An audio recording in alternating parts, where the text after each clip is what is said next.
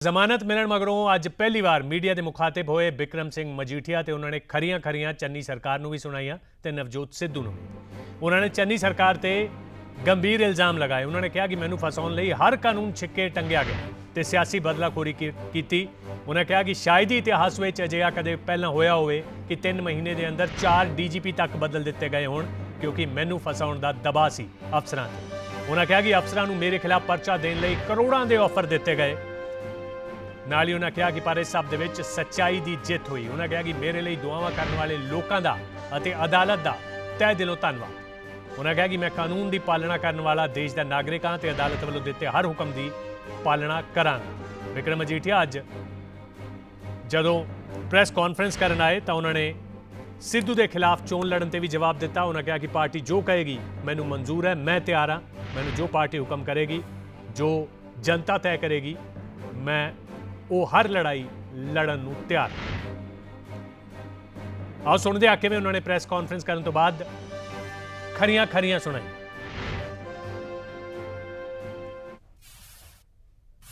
ਧੰਨ ਧੰਨ ਸਾਹਿਬ ਸ੍ਰੀ ਗੁਰੂ ਗ੍ਰੰਥ ਸਾਹਿਬ ਮਹਾਰਾਜ ਦਾ, ਸੱਚੇ ਪਾਤਸ਼ਾਹ ਦਾ, ਪਰਮਾਤਮਾ ਦਾ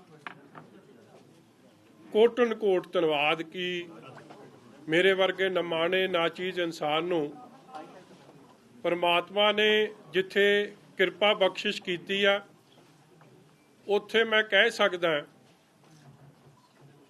ਕਿ ਲੱਖਾਂ ਲੋਕਾਂ ਨੇ, ਮੇਰੇ ਬਜ਼ੁਰਗਾਂ ਨੇ, ਮੇਰੀਆਂ ਮਾਵਾਂ ਨੇ, ਭੈਣਾਂ ਨੇ, ਨੌਜਵਾਨਾਂ ਨੇ ਜੋ ਅਰਦਾਸਾਂ ਬੇਨਤੀਆਂ ਕੀਤੀਆਂ ਮੇਰੇ ਵਾਸਤੇ,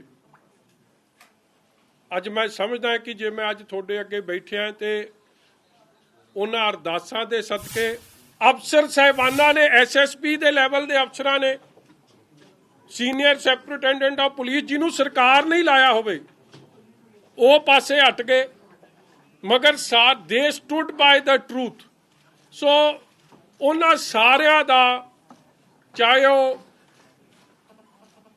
ਕੋਰਟਸ 'ਚ ਜਿਨ੍ਹਾਂ ਨੇ ਲੜਾਈ ਲੜੀ, ਚਾਹੇ ਆਫਿਸਰ ਸਾਹਿਬਾਨ ਜਿਨ੍ਹਾਂ ਨੇ ਸੱਚ ਨਾਲ ਖਲੋ ਕੇ ਸੱਚਾਈ ਦਾ ਸਾਥ ਦਿੱਤਾ, ਔਰ ਸੁਭਾਵਿਕ ਹੈ ਜਿਨ੍ਹਾਂ ਨੇ ਮੇਰੇ ਲਈ ਅਰਦਾਸਾਂ ਬੇਨਤੀਆਂ ਕੀਤੀਆਂ, ਮੇਰੇ ਹਲਕੇ ਦੇ ਮੇਰੇ ਸਾਰੀ ਮਾਵਾਂ, ਭੈਣਾਂ, ਨੌਜਵਾਨ, ਵੀਰ, ਬਜ਼ੁਰਗ, ਮਜੀਠਾ ਹਲਕਾ, ਮਾਝੇ ਦੇ ਲੋਕ, ਪੰਜਾਬ ਦੇ ਲੋਕ, ਮੇਰੀ ਸ਼੍ਰੋਮਣੀ ਅਕਾਲੀ ਦਲ ਦੇ ਸਮੁੱਚੀ ਲੀਡਰਸ਼ਿਪ, ਯੂਥ ਅਕਾਲੀ ਦਲ ਦੀ ਸਮੁੱਚੀ leadership who stood like a rock behind ਮੀ।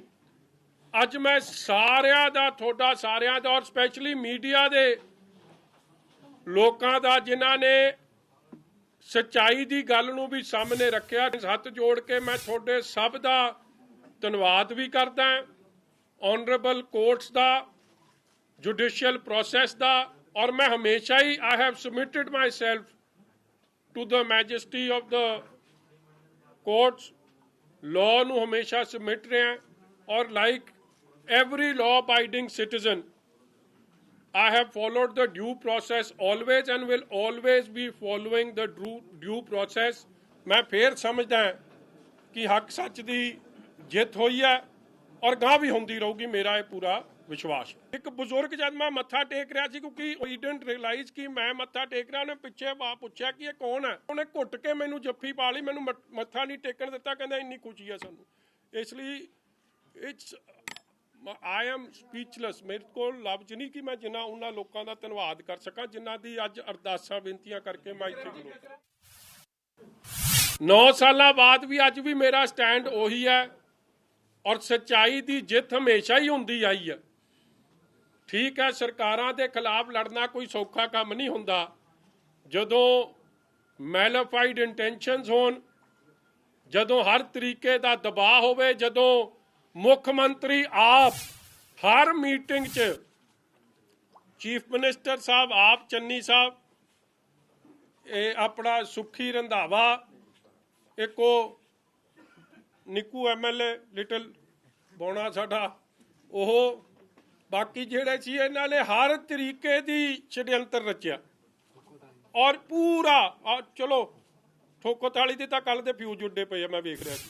ਹੱਕ ਸੱਚ ਦੀ ਲੜਾਈ ਹਮੇਸ਼ਾ ਲੜਦੇ ਆਏ ਆ, ਲੜਦੇ ਰਵਾਂਗੇ। ਜਿਵੇਂ PIL ਜਦ ਚੱਲ ਰਹੀ ਸੀ, ਬਹੁਤ ਵੱਡੇ ਆਲਾ ਵਕੀਲ ਦਿੱਲੀੋਂ ਸਰਕਾਰ ਜਹਾਜ਼ ਤੇ ਲੈ ਕੇ ਆਉਂਦੀ ਸੀ, ਔਰ ਉਹ ਜਦੋਂ PIL 'ਚ ਉਹਨਾਂ ਨੂੰ ਕੋਈ ਰਾਤ ਨਹੀਂ ਮਿਲੀ ਤੇ ਉਹਨਾਂ ਨੇ ਕਿਹਾ PIL ਜਾਵੇ ਪਹਾੜ 'ਚ, ਹੁਣ ਸਿੱਧੀ ਹੋ ਲਓ। ਆਪਾਂ ਇਹ ਵੇਖਿਆ ਹੀ ਹੈ, ਬਿਕੋਜ਼ PIL ਦਾ ਇੰਨੇ ਚਿਰ ਦਾ ਰੌਲਾ ਪਾਉਂਦੇ PIL ਦੇ ਤਾਂ ਪਾਸ ਹੀ ਨਹੀਂ ਗਏ। ਫਿਰ ਆਪਦੇ ਹੱਥ 'ਚ ਹੀ ਸਾਰਾ ਕਮਾਨ ਲੈ ਲਿਆ ਤੇ ਸਾਰਾ ਕੰਮ ਕਰਨ ਦੀ ਕੋਸ਼ਿਸ਼ ਕੀਤੀ, ਮਗਰ ਫਿਰ ਵੀ ਆਨਰੇਬਲ ਜੱਜ ਸਾਹਿਬ ਨੇ ਸਾਰੇ ਗੱਲਾਂ ਨੂੰ ਸੁਣਦਿਆਂ ਹੋਇਆਂ, ਤੱਥਾਂ ਨੂੰ ਵਿਚਾਰਦਿਆਂ ਹੋਇਆਂ, ਮੈਂ ਫਿਰ ਸਮਝਦਾ ਕਿ ਹੱਕ ਸੱਚ ਦੀ ਜਿੱਤ ਹੋਈ ਹੈ।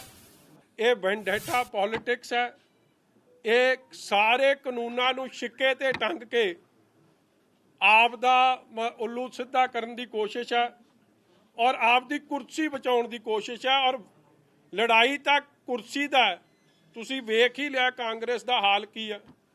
ਔਰ ਇਟ ਇਜ਼ ਵਨ ਅਪਮੈਨਸ਼ਿਪ ਜਿਹਦੇ ਕਰਕੇ ਪਰਚਾ ਹੋਇਆ ਔਰ ਕੁਝ ਨਹੀਂ ਹੋਇਆ। ਮੈਂ ਨਾ ਜੇ ਕਿਸੇ ਅਫਸਰ ਦਾ ਨਾਂ ਲਵਾਂ, ਮੈਂ ਸਮਝਦਾ ਕਿ ਕਿਤੇ ਨਾ ਆਏ ਮੇਰੇ ਤੋਂ ਕੋਈ ਇਹ ਜੀ ਗਲਤੀ ਨਾ ਹੋ ਜਾਏ ਕਿ ਕੱਲ ਉਹਨੂੰ ਕੋਈ ਖਾਮਿਆਜਾ ਭੁਗਤਣਾ ਪਵੇ।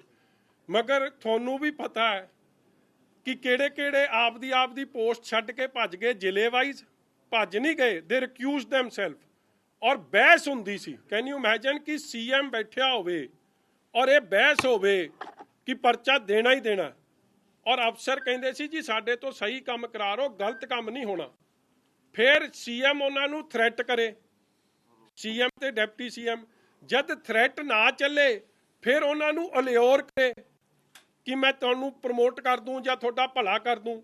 ਜਦ ਉਹ ਕੰਮ ਨਾ ਚੱਲੇ ਤਾਂ ਫਿਰ ਕਵੇ ਮੈਂ, ਮਤਲਬ ਇਹ ਕੰਮ ਵੀ ਮੈਨੂੰ ਇੱਕ ਅਫਸਰ ਨੇ ਕਿਹਾ ਦੈਟ ਵੀ ਵਰ ਆਫਰਡ ਮਨੀ, ਕਰੋੜਾਂ ਰੁਪਈਆ ਦੀ ਆਫਰ ਹੋ ਗਈ। ਉਹ ਕਹਿੰਦੇ ਜੀ ਕਿੰਨੇ ਚੀਜ਼ਾਂ ਨਹੀਂ ਚਾਹੀਦੀਆਂ, ਸਹੀ ਕੰਮ ਕਰਾਂਗੇ, ਸਹੀ ਦੇ ਦਿਓ ਤੇ ਸਵੇਰੇ ਪਰਚਾ ਦੇ ਦਿਆਂਗੇ, ਮਗਰ ਗਲਤ ਕਾ ਪਰਚਾ ਨਹੀਂ ਦੇਵਾਂਗਾ, ਸਾਨੂੰ ਬਦਲੀ ਕਰ ਦਿਓ। ਔਰ ਤੁਹਾਡੇ ਸਾਹਮਣੇ ਕਈ ਬਦਲੀਆਂ ਹੋ ਗਈਆਂ। ਦੇਖੋ, ਮੈਂ ਗੁਰੂ ਦੀ ਸਾਧ ਸੰਗਤ ਰੱਬ ਦਾ ਰੂਪ ਹੈ। ਜੋ ਗੁਰੂ ਦੀ ਸੰਗਤ ਦਾ ਹੁਕਮ ਹੋਊਗਾ ਸਿਰ ਮੱਥੇ ਪ੍ਰਵਾਨ ਹੈ, ਸਿਰ ਝੁਕਾ ਕੇ ਪ੍ਰਵਾਨ ਕਰੂੰਗਾ। ਇਸ ਲਈ ਇਹ ਕੌਣ ਕੀ ਕਹਿੰਦਾ ਸੀ, ਇਹ ਤੁਹਾਡੇ ਰਾਹੀਂ ਖਬਰ ਆ ਰਹੀ ਹੈ, ਮੈਂ ਆਪ ਵੀ ਜਰਾ ਕੰਨੀ ਸੁਣ ਲਾਂ ਤੇ ਜੋ ਹੁਕਮ ਹੋਊਗਾ ਜਿਹਦੇ ਮਰਜ਼ੀ ਨਾਲ ਲੜਾ ਦੇਣ, ਮੇਰਾ ਕੀ ਆ ਜੀ। ਜੇ ਸੱਚੇ ਪਾਤਸ਼ਾਹ ਦੀ ਕਿਰਪਾ ਮਿਹਰ ਚਾਹੀਦੀ ਹੈ, ਜੇ ਚਿਉਂਟੀ ਹਾਥੀ ਨਾਲ ਲੜ ਸਕਦੀ ਹੈ ਤੇ ਕੁਝ ਹੋ ਸਕਦਾ। ਗੁਰੂ ਦੀ ਬਖਸ਼ਿਸ਼ ਨਾਲ, ਸੰਗਤ ਦੇ ਪਿਆਰ ਨਾਲ ਮੈਂ ਆਪ ਦੀ ਲੜਾਈ ਆਪ ਲੜ ਲੂੰ। ਇਹ ਰਾਹੂ ਕੇਤੂ ਨੂੰ ਮੈਂ ਆਪ ਨਜਿੱਠ ਲੂੰ, ਠੋਕੋ ਤਾਲੀ ਨੂੰ ਬੰਦੇ ਦਾ ਪੁੱਤ ਮੈਂ ਆਪ ਬਣਾ ਲੂੰ, ਭਗਵੰਤ ਸਿੰਘ ਦੇ ਮੁੰਡੇ ਨੂੰ ਡੋਂਟ ਵਰੀ। ਕਦੇ ਫਿਲਮ ਵੇਖਣ ਜਾਈਦਾ ਨਾ, ਮਾੜਾ ਜਿਹਾ ਟ੍ਰੇਲਰ ਵਿਖਾਉਂਦੇ ਆ, ਬਾਕੀ ਹਲੇ ਤਾਂ ਪਾਰਟੀ ਸ਼ੁਰੂ ਹੋਈ ਆ। ਵੇਖੋ, ਮੇਰਾ ਕਢਾਤਾ ਲੁੱਕ ਆਊਟ ਨੋਟਿਸ। ਇਹਨਾਂ ਨੂੰ ਇਹ ਨਹੀਂ ਪਤਾ ਮੇਰੇ ਪਾਸਪੋਰਟ 'ਚ ਤਾਂ ਇੱਕ ਵੀ ਵੈਲਿਡ ਵੀਜ਼ਾ ਨਹੀਂ। ਮਤਲਬ ਇਹ ਐਵੇਂ ਡਰਾਮੇ ਤੇ ਡਰਾਮਾ ਰਚੀ ਜਾਂਦੇ ਸੀ ਤੇ ਮੈਂ ਤਾਂ ਕਿਤੇ ਵੀ ਨਹੀਂ ਗਿਆ ਸੀ। ਮੇਰੇ ਪਤਾ ਮੈਂ ਕਿੱਥੇ ਸੀ, ਤੁਸੀਂ ਭਾਵੇਂ ਇਹਨਾਂ ਦੋਵਾਂ ਨੂੰ ਪੁੱਛ ਲੈਂਦੇ, ਰਾਹੂ ਕੇਤੂ ਨੂੰ ਦੋਵਾਂ ਨੂੰ ਪਤਾ ਸੀ ਮੈਂ ਕਿੱਥੇ ਬੈਠਾ। ਮੈਂ ਧੰਨਵਾਦੀ ਹਾਂ ਚੰਨੀ ਸਾਹਿਬ ਦਾ, ਤੇ ਮੈਨੂੰ ਜਿੰਨਾ ਸਮਾਂ ਨਿਤਨੇਮ ਕਰਨ ਦਾ ਨਹੀਂ ਮਿਲਦਾ ਸੀ ਨਾ, ਇੰਨਾ ਨਜ਼ਾਰਾ ਇਹਨਾਂ ਨੇ ਬੰਨਤਾ ਕਿ ਮੈਂ ਤੁਹਾਨੂੰ ਦੱਸ ਨਹੀਂ ਸਕਦਾ ਕਿ ਖੁੱਲ੍ਹਾ ਟਾਈਮ ਮਿਲਿਆ, ਮਤਲਬ ਕੋਈ ਪਰੇਸ਼ਾਨੀ ਨਹੀਂ ਸੀ। ਇਸ ਲਈ ਹਰ ਚੀਜ਼ 'ਚ ਹੀ ਆਪ ਦਾ ਕੋਈ ਇੱਕ ਵਾਰੀ ਕੋਈ ਨਾ ਕੋਈ ਰੰਗ ਨਿਕਲ ਕੇ ਆ ਜਾਂਦਾ। ਇਸ ਲਈ ਰੱਬ ਨਾਲ ਜੁੜਨ ਦਾ ਮੌਕਾ ਮਿਲ ਗਿਆ ਔਰ ਹਰ ਚੀਜ਼ ਉਹਨੇ ਮਾਲਕ ਨੇ ਦੇਣੀ ਆ।